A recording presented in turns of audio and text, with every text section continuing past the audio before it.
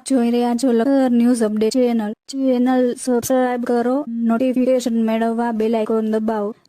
લખતર ગામની મહિલાઓની કબડ્ડીની team open વિભાગમાં જિલ્લા કક્ષાએ રનરઅપ બની. લખતર ગામની મહિલાઓની ટીમ કબડ્ડી સ્પર્ધામાં રનરઅપ બનતા લખતર ગામની 5 દીકરીઓની જિલ્લાની ટીમમાં પસંદગી કરવામાં આવી.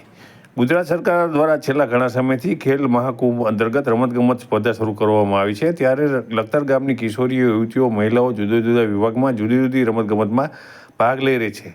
લખતર ગામના કિશોર, યુવાન, પુરુષ જુદી જુદી રમતમાં ભાગ લઈ જિલ્લા કક્ષાએ પહોંચી રહ્યા છે. ત્યાં લખતર ગામની મહિલાઓની ટીમ કબડ્ડી સ્પર્ધામાં ઓપન વિભાગમાં જિલ્લા કક્ષાએ પહોંચી હતી. જિલ્લા કક્ષાની કબડ્ડી સ્પર્ધામાં જિલ્લા કક્ષાએ રનરઅપ બની હતી.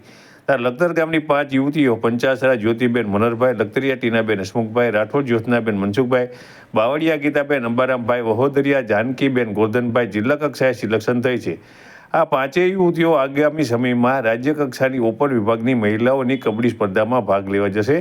તેમાંથી જે યુવતીઓ સિલેક્શન થશે તેઓ કબડ્ડી સ્પર્ધાની ઓપન વિભાગમાં નેશનલ કક્ષાએ ભાગ લેવા જશે. લખતર ગામની 5 યુવતીઓ જિલ્લા કક્ષાની કબડ્ડી ટીમની અંદર સિલેક્શન થતાં તેમને સુરનગર જિલ્લામાં લખતર ગામનું ગૌરવ વધારવામાં આવ્યું છે. ત્યારે લખતર ગામની મહિલાઓ પણ હાલની અંદર જુદી જુદી સ્પર્ધાઓની અંદર આગળ આવી રહી છે.